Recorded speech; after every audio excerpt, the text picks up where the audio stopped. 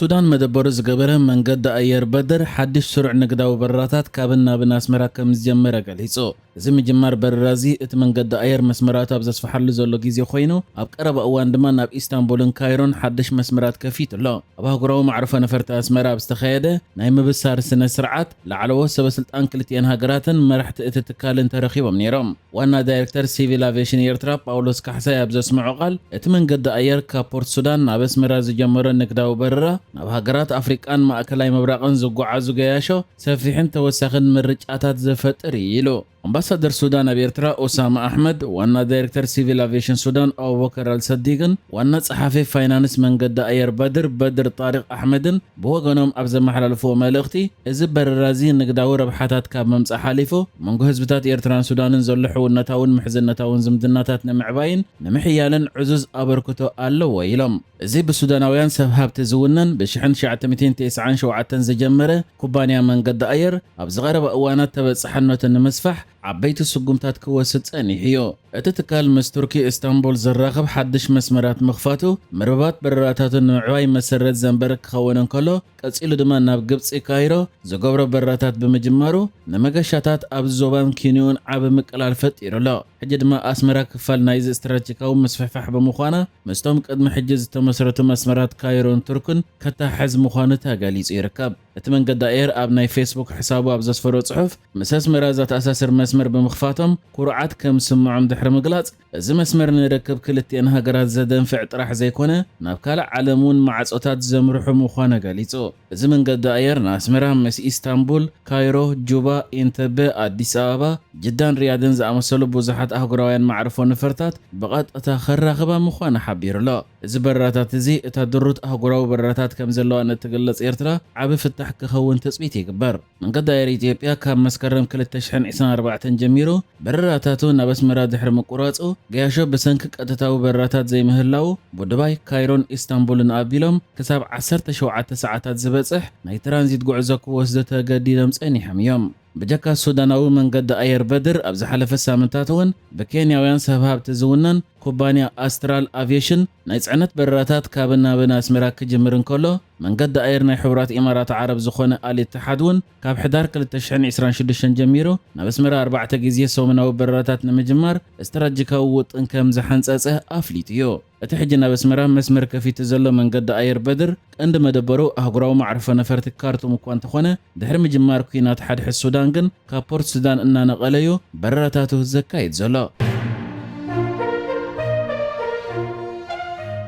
በተደጋጋሚ ብዛዕባ ኣብ መንጎ ኤርትራን ኢትዮጵያን ሰፊኑ ዘሎ ወጥሪ ብዝምልከት ጸብጻባት ክዝርግሕን ኢትዮጵያ ኣፍ ደገ ባሕሪ ዘለዋ ድሌታት ኣመልኪቱ ድማ ኣፍ ደገ ባሕሪ ከም ዘይትገድፎን ስትራቴጂካዊ ኣገዳስነትን ናይ ህላዊ ሕቶን ምዃኑን ክገልጽ ዝጸንሐ መንግስታዊ ትካል መጽናዕቲ ኢትዮጵያ ወይ ድማ እቲ ብኢንስቲትዩት ጉዳያት ወጻኢ ኢትዮጵያ ብዝብል ሽም ዝፍለጥ ምስ መንግስቲ ኢትዮጵያ ቀጥታዊ ርክብ ዘለዎ ናይ መጽናዕቲ ትካል ሕጂ እውን ብዛዕባ እቲ ኣብ መንጎ ኤርትራን ኢትዮጵያን ዘሎ ወጥሪ ብምልዓል ዝምድና ኤርትራን ኢትዮጵያን ክመሓየሽ እንድሕር ኮይኑ ጉዳይ ዶብ ብግዜያዊ ስምዕ ክድቅስ ከምኡውን ተጠቃምነት ወደብ ዓሰብ ስምዕ ክግበርን ከም ዘድሊ ገሊጹ ኣሎ። እዚ ኢንስቲትዩት ጉዳያት ወጻኢ ዝተባህለ መንግስታዊ ትካል ኣውፂኡ ኣብ ዘሎ ሰፊሕ ትንተና ንውሽጣዊ ፖለቲካዊ ኣቃወማ ኤርትራ ክዝርዝር እንከሎ ኤርትራ ንዝሓለፉ ልዕሊ 30 ዓመታት ብሓደ ውልቀ ሰብ ክትምራሕ ከም ጽንሕትን ቅዋም ከም ዘይብላን ክገልጽ እንከሎ ብተወሳኺ ውሽጣዊ ጉዳያት ኤርትራ ብምእታው ሃገራዊ ባጀታ ዕላዊ ዘይክውንን ዘይተገደበ ሃገራዊ ኣገልግሎትን ዘለዋ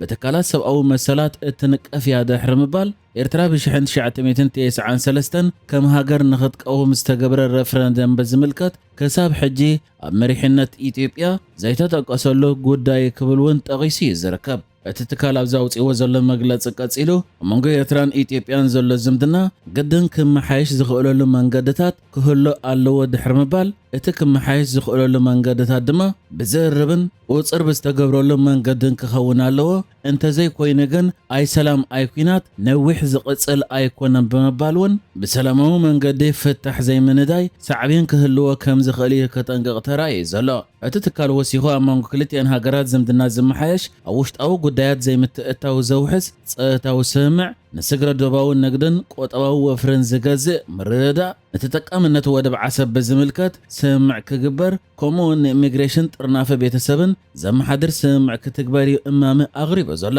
እቲ ትካል ኣብቲ ጸብጻቡ ብተወሳኺ ብዛዕባ ፖለቲካን መሪሕነትን ኤርትራን እውን ብደቂቕ ትንተናዩ ኣቐሚጡ ዝርከብ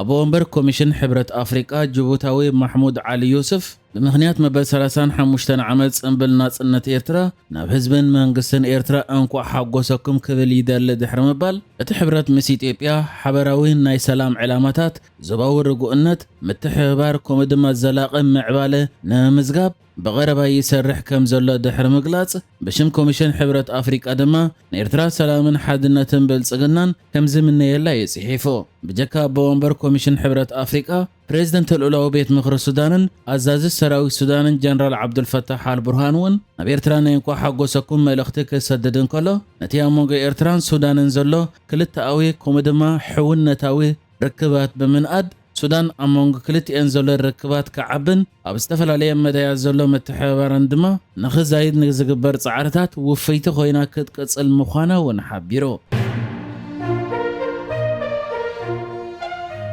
ኣብ ኢትዮጵያ ኣብ ክልል ኣምሓራ ኣብ ዝተፈላለዩ ክፋላት ትክልል ኣንጻር ሰራዊት ፌደራል ሓሊፍካ ውግእ ዘካይዱ ዘለዉ ሓይልታት ፋኖ ንሓደ ብርጋደር ጀነራል ሰራዊት ፌደራል ኢትዮጵያ ከም ዝቆተሉ ገሊፆም እቶም ነዚ ሓበሬታ ኣውፅኦም ዘለዉ ፋኖ ኣብ ልዕሊ ሰራዊት ፌደራል መጥቃዕቲ ድሕሪ ምፍጻሞም ቅትለት ናይቲ ጀነራል ከም ዘጋጠመ እዮም ገሊፆም ኣስረስ ማረ ዝተባህለ ሓደ ካብ ላዕለዎት መራሕቲ ፋኖ ኣብ ዝሃቦ መግለጺ ሓደ ኣብ መንጎ ነቐምተን ግዳ ኣያናን ዝጓዓዝ ዝነበረ ቃፍላይ ሰራዊት ፌደራል ኢትዮጵያ ኣብ ኣንዶዱል ዝበሃል ከባቢ መጥቃዕቲ ምስ ፈጸሙሉ ነቲ ጀነራል ክቆትሎ ከም ዝኽኣሉ ይሓቢሩ ኣብቲ መጥቃዕቲ ዝፈጸሙሉ ድማ ምስቶም ኣብ ድብያ ዝኣተዉ ሰራዊት ፌደራል ንሰዓታት ዝጸንሐ ውግእ ከም ዘካየዱ እውን ፋኖ ክሕብሩን ከለዉ ሸሞንተ ናይቲ ወተሃደራዊ ቃፍላይ መካይን ከምኡ ድማ ብርክት ዝበለ ኣጽዋራት ክሕድጉ ከም ዝኽኣሉን ሓደ ብርጋደር ጀነራል ኣስናቀ ኣይተነው ዝበሃል ዝነበረ ሓደ ካብ ላዕለዎት ጀነራላት ሰራዊት ፌደራል ድማ በቲ ዝተፈጸመ ድብያ ከም ዝተቐትለዩ ፋኖ ሓቢሩ